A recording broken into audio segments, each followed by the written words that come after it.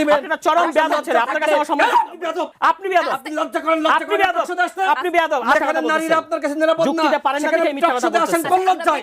ন্যূনতম লজ্জা শরম থাকলে আপনি বাংলাদেশের আসেন রাজনীতি করতেন না। নিজের দল ছেড়ে আপনি আরেক দলে গেছেন, আপনি আসেন কোন নারীদেরকে লজ্জায়? যেভাবে অসম্মানিত করেছেন না, বউ আপনি থাকা অবস্থায়, কোথায় আরে বলতেন? 15 আমি তো নারীকে বিয়ে আপনি করিনি, অসম্মানিত আমি তো বিয়ে করেছেন। করিনি, আপনি সম্পূর্ণ মিথ্যা তথ্য দিতেছেন। বিয়ে করেন নাই? না, তবে আমি নারী কোথায় কে বিয়ে ছিল? করছি? ওদের কোথায় কে বিয়ে ছিল? করছি? না, এটা নিয়ে আমি আপনার সাথে এখানে আলোচনা করব না। তৈরি করেছিলেন? এটা নিয়ে আমি আপনার সাথে আলোচনা করব যে না। নারী আপনি তারা গালি করে সরকারে গেছেন, টকশোতে আসেন, আপনার কথা আমি বড় বড় টকশোতে কথা আসবো, বলেন। আপনার কথা আমি টকশোতে আরে আসবো, আপনার মতো আপনার যদি কথা আসবো, হতাম, আমি আপনি টকশোতে আসতাম টেলিভিশনের না। মালিক নাকি? আপনার লজ্জা শরম থাকলে টকশোতে আসতেন না। আমি আপনার জায়গায় আমি নিজের দল ছেড়ে আরেক দলে গেছেন। এইভাবে ব্যক্তিগত আক্রমণ আরে করবেন আপনার না। জামাতের আমি ব্যক্তিগত কোথায় উনি করছেন। আপনার সভাপতি, উনার সময় আমি কথা আপনার বলি, আমি আমার কথা সাধারণ বলতেছি। সম্পাদক আমার জনাব সারওয়ার তুষার, আপনার কাছে শুরুতে আসতে চাই যে সরকারের 180 দিনের কর্ম পর্যালোচনায় কৃষি, সামাজিক নিরাপত্তা, শিক্ষা, স্বাস্থ্য সহ বিভিন্ন ক্ষেত্রে সাফল্যের দাবি করা হয়েছে।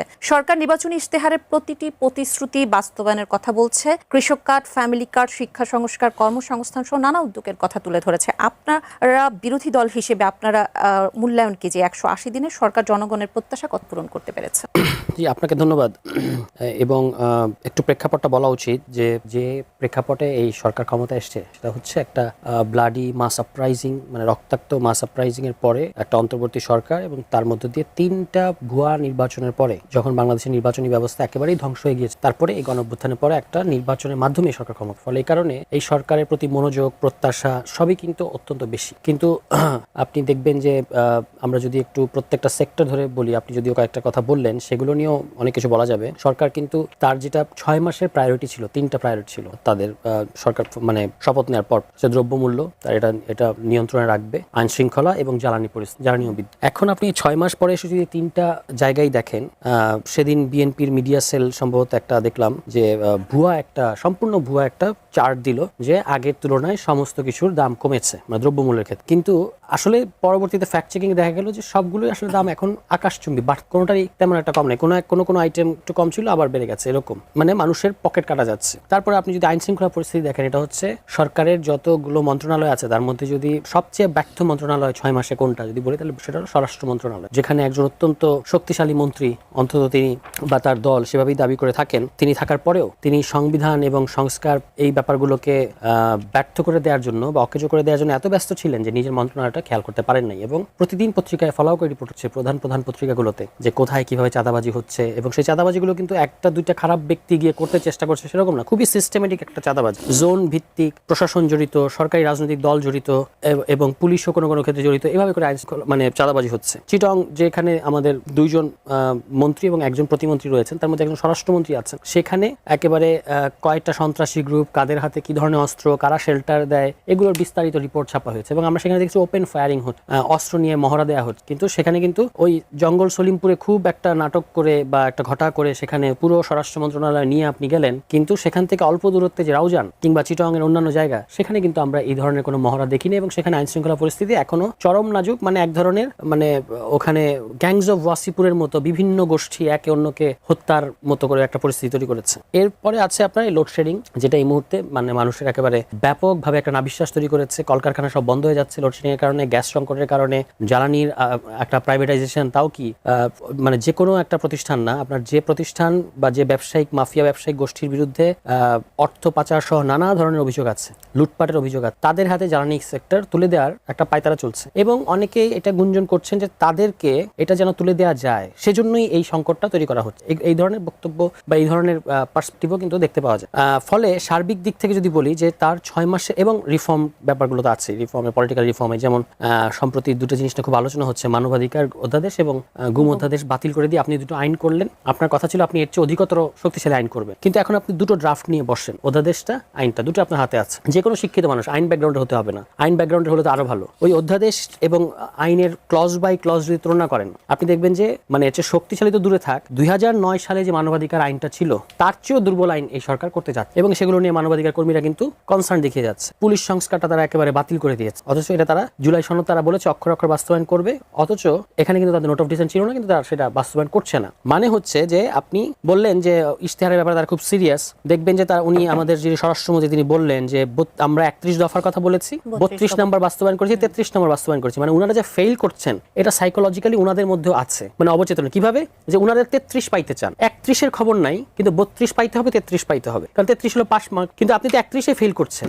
31টার মধ্যে কোনটা বাস্তবায়ন করেছেন দেখান, একটা এই মুহূর্তে বাস্তবায়ন করেছে। আপনি সবচেয়ে বেশি যেটা ট্রাম্প কার্ড দেখান, ম্যাজিক দেখান, সেটা হচ্ছে ফ্যামিলি কার্ড। এই ফ্যামিলি কার্ড ইউএনও সহ মাঠ প্রশাসনের যারা সরকারি কর্মকর্তা কর্মচারী আছে তাদের জীবনে একটা নাভিশ্বাস ডেকে এনেছে, তাদের জীবনে একটা গজব ডেকে এনেছে। মানে আপনি বিএনপির অশিক্ষিত যারা ক্যাডার আছে এই লোকাল ফিল্ডে, তারা এইরকম একটা বিসিএস পাস করা একজন সরকারি কর্মকর্তাকে নাজেহাল করছে, জবাই করার হুমকি দিচ্ছে, আছাড় মারার হুমকি দিচ্ছে, লাথি মেরে তারা বের করে দেবে এগুলো বলছে, তালা মেরে দিচ্ছে। বিভিন্ন উপজেলা থেকে এগুলো ঘটছে যে তাদের তালিকা নিতে হবে, তাদেরকে সুপারভাইজার বানাতে হবে, তাদেরকে তথ্য সরবরাহকারী বানাতে হবে। তাহলে একে তো আপনি প্রশাসনের দলীয়করণ করেছেনই, এখন যেখানে যেখানে ওই প্রশাসনিক কর্মকর্তারা নিজের মতো করে কাজ করার চেষ্টা করছে সেখানে আপনি তাদেরকে এক ধরনের টেরোরাইজ করছেন। তো এইভাবেই আপনার সব দিক থেকে একদিকে ত্রাসের রাজনীতি, আরেকদিকে হচ্ছে আপনার তাদের এমপিরাই বলছেন খাই খাই করছি আমরা, আবার তারাই হচ্ছে আপনার দলীয় প্রশাসনের দলীয়করণ করছেন, দ্রব্যমূল্য বেড়ে গেছে। মানে একটা কোনো জায়গা নেই যেখানে আপনি দেখাতে পারবেন যে দিস গভর্নমেন্ট ইজ পারফর্মিং। জি, ধন্যবাদ স্যার। তুষার, আবার আসবো আপনার কাছে। আমি জনাব রাশিদ খান আপনার কাছে আসতে চাই। অনেকগুলো ইস্যু কিন্তু তুলেছেন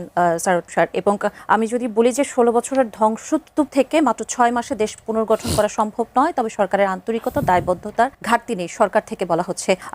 আপনি কি বলবেন যে দ্রব্যমূল্য নিয়ন্ত্রণের কথা বলছেন, আইন শৃঙ্খলা পরিস্থিতি, লোডশেডিং এবং যেসব অভিযোগগুলো স্যার তুষার করলেন, সেখানে আপনাদের সফলতা কি আর আপনাদের আসলে বিফলতা কি?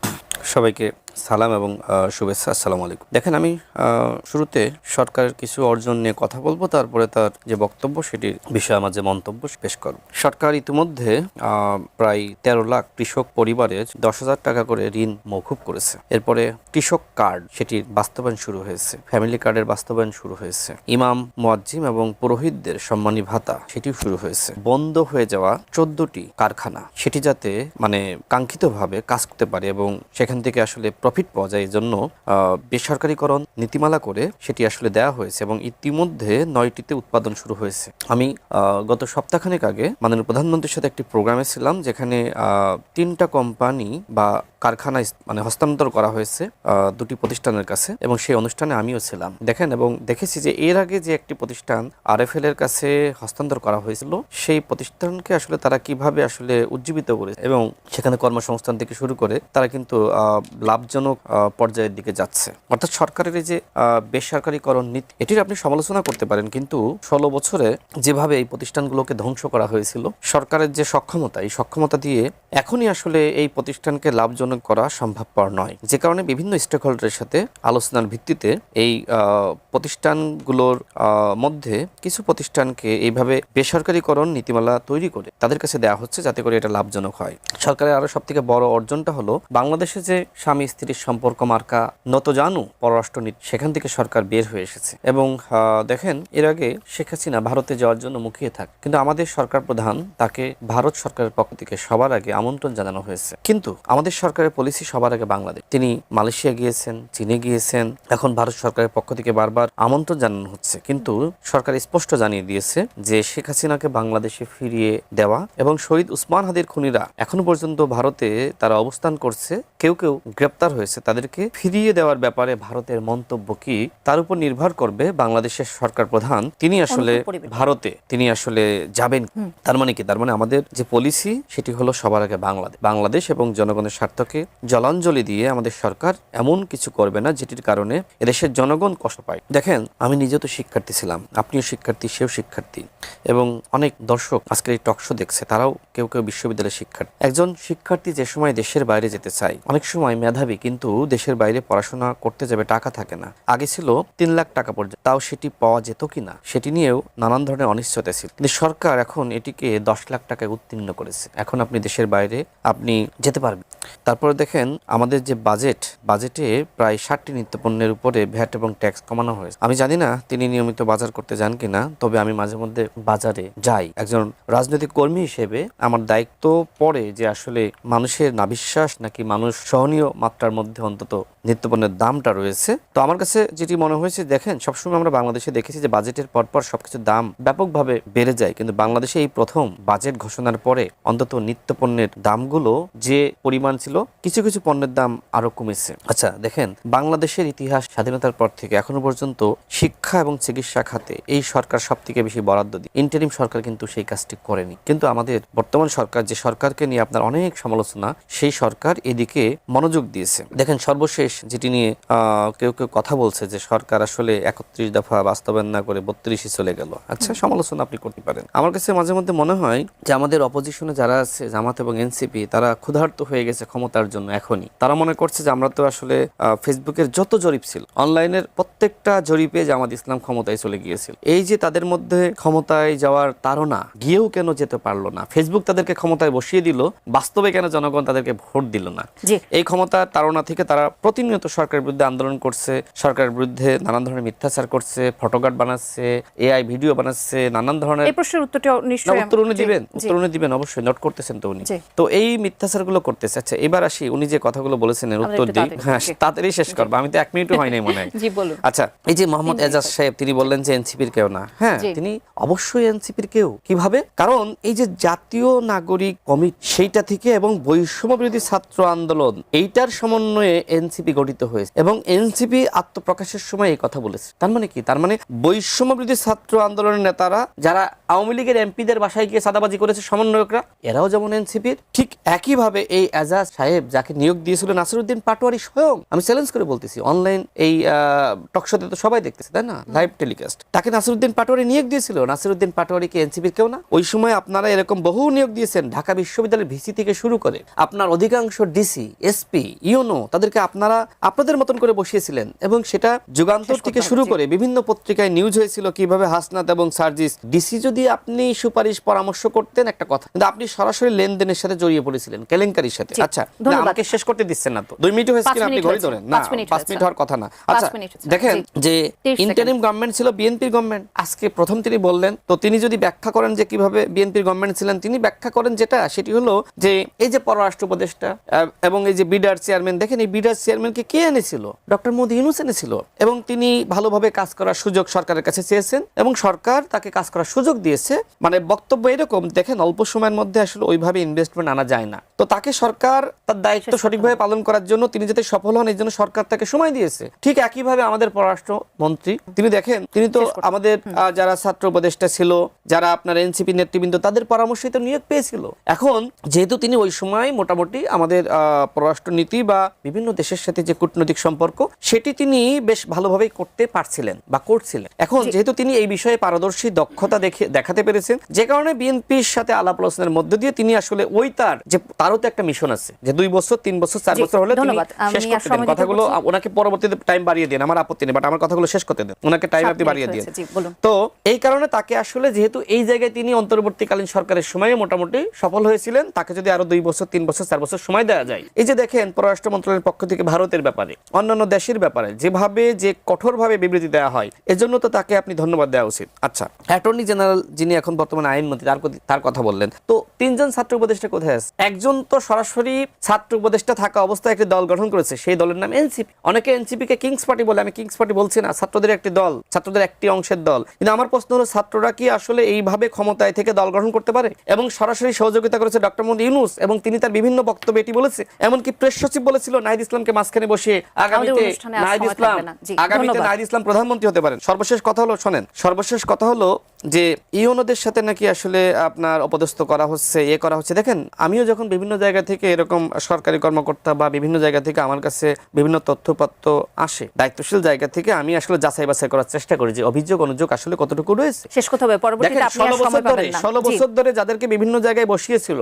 তাদের অনেকের বিরুদ্ধে অভিযোগ অনুযোগ থাকবে না। আমার কথা হলো যে আপনি 18 মাসে সেই আওয়ামী কর্মকর্তা বা দর্শকদের কয়জনের বিরুদ্ধে ব্যবস্থা নিতে পেরেছেন? বরং ওই সময় তাদের চিন্তা ছিল এরকম যে বিএনপি করেছে অতীতে বা ছাত্রদল করেছে বা বিএনপি পরিবারের, যদি তাদেরকে এই মুহূর্তে প্রমোশন দিই, যেহেতু 16 বছর তারা বঞ্চিত ছিল, তাহলে আমরা যে এজেন্ডা নিয়েছি আগামীতে ক্ষমতায় যাব একটি দল গঠন করে, সেই এজেন্ডা সফল হবে না। যে কারণে তারা ওই সময় যে পলিসি গ্রহণ করে যে আওয়ামী কর্মকর্তাদেরকে তাদেরকে ভয় দেখিয়ে কাজ করানো, অন্তর্বর্তীকালীন সরকার এই পলিসি গ্রহণ করেছিল, নাহিদ ইসলামরা এই পলিসি গ্রহণ করেছিল। তার মানে কি? তার মানে এখন এই যে বিভিন্ন জায়গায়, হ্যাঁ, বিভিন্ন বিভিন্ন জায়গায় অনেক সরকারি কর্মকর্তার বিরুদ্ধে এই ধরনের অভিযোগ আছে। অসংখ্য ধন্যবাদ। যে আওয়ামী আমরা একটি লীগকে বিরতিতে বা যেতে হচ্ছে। মানে অন্য দলকে জি, নানানভাবে ধন্যবাদ। যারা দর্শক তাদেরকে কথা করা, যে কারণে বিভিন্ন জায়গায় ছোটখাটো কিছু আন্দোলন হয়ে থাকে। জি, আমি জনাব সারোয়ার তুষার আপনার কাছে আসতে চাই। অনেকগুলো অভিযোগ করেছেন, যুক্তি দিয়েছেন, পাল্টা যুক্তি দিয়েছেন, এবং একটি প্রশ্নের সূত্র ধরে যদি, একটি কথার সূত্র ধরে যদি আমি আপনাকে বলি, তিনি যেমনটি বলেছেন যে আপনারা আসলে ক্ষুধার্ত হয়ে গেছেন ক্ষমতার জন্য। আপনারা কি আসলে ক্ষুধার্ত হয়ে গেছেন? ক্ষুধার্ত কে হয়েছে? আমি বিএনপি দলীয় একজন এমপি ঝালকাঠির, উনার একটা স্ট্যাটাসে একটা লাইন পড়ি। উনি একজন রানিং এমপি ঝালকাঠি এক আসন। বিএনপির নেতাকর্মীদের উদ্দেশ্যে উনি বলছেন, ঝালকাঠির বিএনপি এবং অঙ্গ সংগঠনের নেতাকর্মীরা খাই বন্ধ করার জন্য অনুরোধ করছি, খাই বন্ধ করার জন্য অনুরোধ করছি। অনেক কিছু, আমি সবটা পড়বো না। মূল কথাটা যেটা হলো, টাকার বিনিময়ে আওয়ামী লীগকে শেল্টার দিচ্ছেন, তাদের বাড়িঘর পাহারা দিচ্ছেন, ঠিকাদারি পাহারা দিচ্ছেন, এমন ভাবে খাচ্ছেন যেন মনে হচ্ছে নিজের দলটাকে খেয়ে ফেলবেন। জুলাইয়ের রক্তের সাথে আপনারা বেইমানি করছেন, এই হলো তার মূল বক্তব্য। তো খাই কারা করছে সারা বাংলাদেশের মানুষ দেখতে পাচ্ছে, কারা সরকারে আছে, কারা বালু থেকে শুরু করে সমস্ত কিছু, মাটি, গাছ, এমনকি খাল খনন কর্মসূচি থেকে হেন কোনো জায়গা নাই যেখানে বিএনপি দলীয়, এবং এই যে ইউএনওরা যেখানে যেখানে খাই বাধা দিচ্ছে সেখানে ইউএনওদের উপর হামলা হচ্ছে। এবং দেখেন, উনি বললেন একটা কথা খুব সুন্দর, যে ইউএনওদের বিরুদ্ধে কি, যারা আওয়ামী ব্যাকগ্রাউন্ডের ইউএনও ছিল তাদের বিরুদ্ধে কি অন্তর্বর্তী সরকার ব্যবস্থা নিয়েছে কিনা? তো মানলাম অন্তর্বর্তী সরকার ব্যবস্থা নেয় নাই। তো বিএনপির যে ইউনিক স্টাইল অফ ব্যবস্থা নেওয়া, সেটা খুব দারুণ। তাদের ওই যে অশিক্ষিত ক্যাডার যারা আছে তাদেরকে দিয়ে বিসিএস এর কর্মকর্তা, যারা একটা বিরাট পরিশ্রম করে সরকারি কর্মকর্তা হয়েছে, তাদেরকে আপনি জিব্বা কেটে দেওয়ার হুমকি দিচ্ছেন, তাদেরকে আপনি জবাই করার হুমকি দিচ্ছেন, তাদেরকে আপনি আছাড় মারবেন যেটা বলছেন, আপনি লাথি দিবেন সেটা বলছেন। এটা হলো বিএনপির ইউনিক স্টাইল অফ ব্যবস্থা নেওয়া, ঠিক আছে? তো এটা হয়তো আমরা দেখলাম যে এটা একটা নতুন ধরনের আইনের শাসন, যেখানে বিএনপির নেতাকর্মীদের হাতে আইনের শাসনের দায়িত্ব দেওয়া হয়েছে। ওই যে আপনি যুক্তি কথা বলছেন, তো আরেকটা কথা আছে, ওটা হলো ফ্যালাসি। ফ্যালাসিটা কি? যে একটা লোক জাতীয় নাগরিক কমিটিতে, জাতীয় নাগরিক কমিটি, তিনি একটা পদে দায়িত্ব নেওয়ার আগে ওই জাতীয় নাগরিক কমিটির পদ থেকে পদত্যাগ করেছে, তাকে বানিয়ে দেওয়া হচ্ছে এনসিপি নেতা। রাশেদ খান যেটি বলেছিলেন, আমি একটু ইন্টারাপ্ট করছি আপনাকে, যে তিনি যেমনটি বলেছেন যে তাকে নাসির উদ্দিন পাটোয়ারি তাকে এনেছেন। কোথায়? আপনি এমন কোথায় এনেছেন? বলছি বহুবার, উনি শতভাগ চ্যালেঞ্জ করে অনেক কথা বলেন, উনি শতভাগ চ্যালেঞ্জ করে, যাদের নিয়ে চ্যালেঞ্জ করছে আপনি তাদেরকে অনেক জিজ্ঞেস কথা করেন বলেন। কারণ হচ্ছে যে উনি বিরাট মানে মিথ্যা কথা বলায় বিরাট পিএইচডি ডিগ্রি অনার আছে। যাই হোক, এখন কিন্তু উনি বললে কিন্তু আমি বলতে পারবো না। ডিবি হেফাজতে জুস খাইছিল, এটা কি মিথ্যা? না, এগুলো হলো ফালতু কথা। যিনি জুলাইয়ে নিজে ছিলেন না এবং তার দলের নেতাকর্মীরা বলতেছে যে পুলিশ দেখলে পিছে দৌড়ায়, মিডিয়া দেখলে সামনে। আমি কোথায় ছিলাম সেটা ওই আন্তর্জাতিক মিডিয়া এএফপি তে 19 জুলাই।